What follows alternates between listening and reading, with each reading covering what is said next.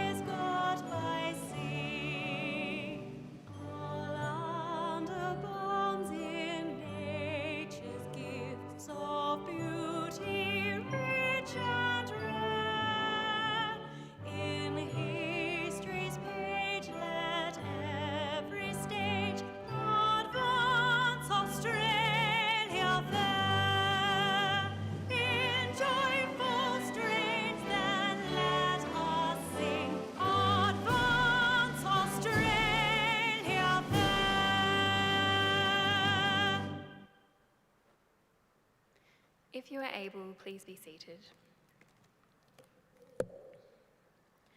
The Australian War Memorial was the vision of Charles Bean, Australia's First World War official historian.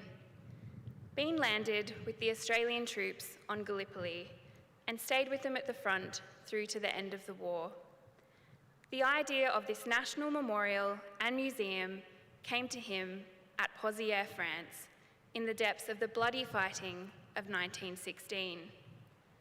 Bean's idea was that this would be a place where families and friends could mourn loved ones, buried in faraway places. It would also be a place that could help all Australians understand what these men and women had endured and what they had done for us. Bean's vision, to which we remain true, is best expressed as inscribed in the entrance to the memorial's galleries. Here is their spirit, in the heart of the land they loved, and here we guard the record which they themselves made. Tonight we will read the story behind just one of those on the Roll of Honour, which lists the names of more than 103,000 men and women who have given their lives for us in war and on operations for more than a century. But first we present a lament, Flowers of the Forest. Wreaths or floral tributes will now be laid at the base of the pool of reflection.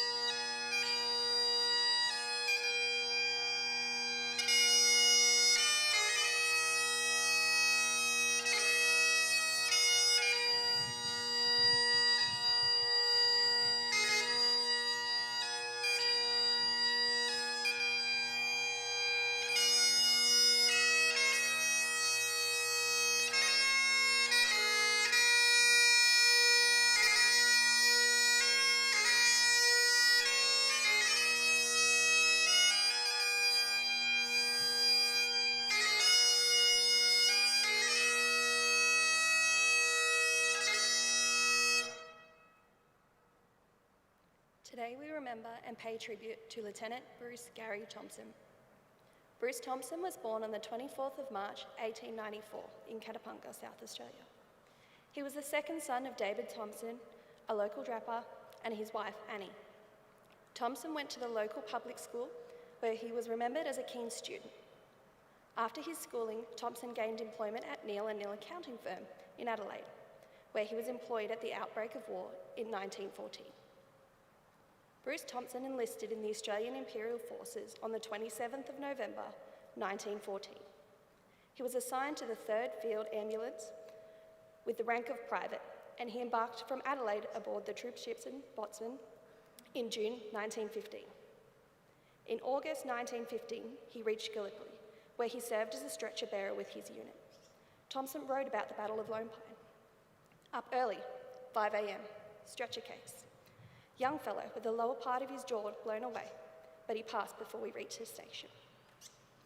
After the Allied evacuation of Gallipoli in November and December in 1915, Thomson was moved to Egypt for several months of training. He embarked for France in March 1916 with the rest of his unit and was appointed clerical duties in April.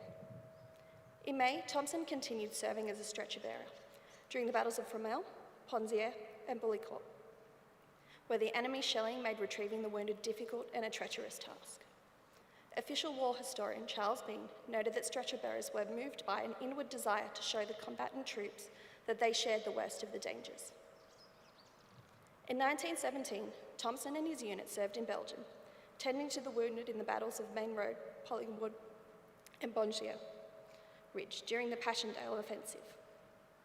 Their efforts to rescue their comrades were often hindered by the muddy conditions produced by the shelling and the incessant rain. The fighting around Belgium came at a horrendous cost, with the battles of Main Road and Polygon Wood accounting for more than 10,000 Australian casualties in just over a week. In January 1918, Thomson left the 3rd Field Ambulance and joined the Royal Flying Corps School in England. He trained as a flying observer and learned further skills at the School of Aerial Gunnery.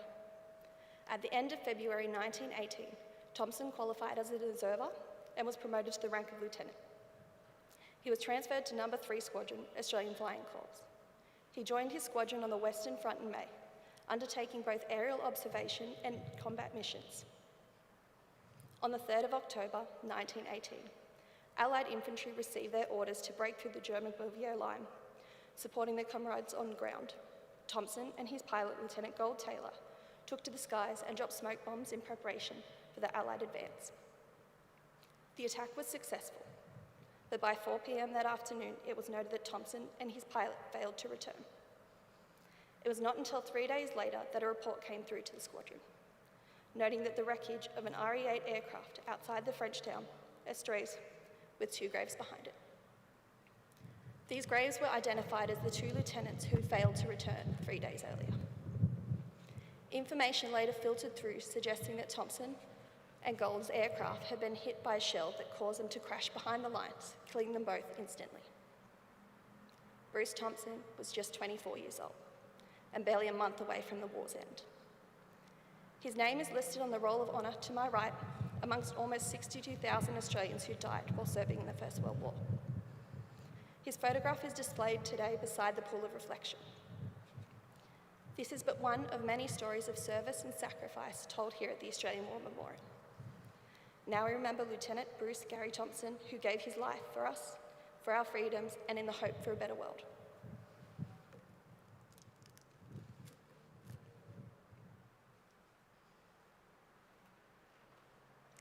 Please stand for the reading of the Ode and the sounding of the last post.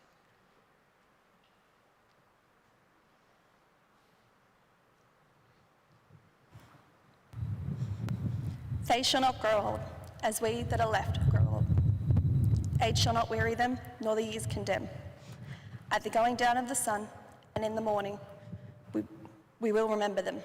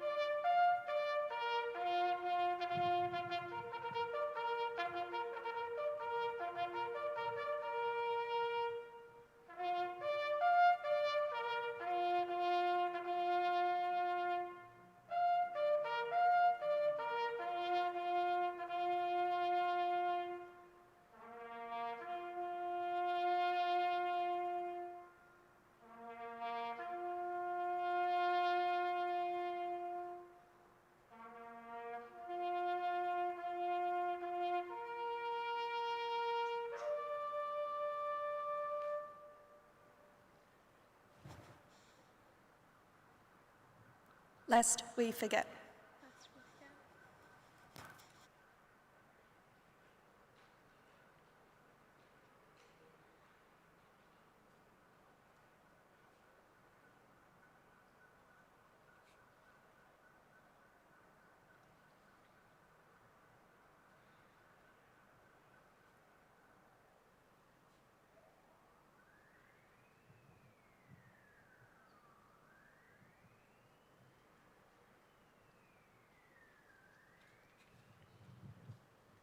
We leave you this evening with the words of the memorial's founder, Charles Bean.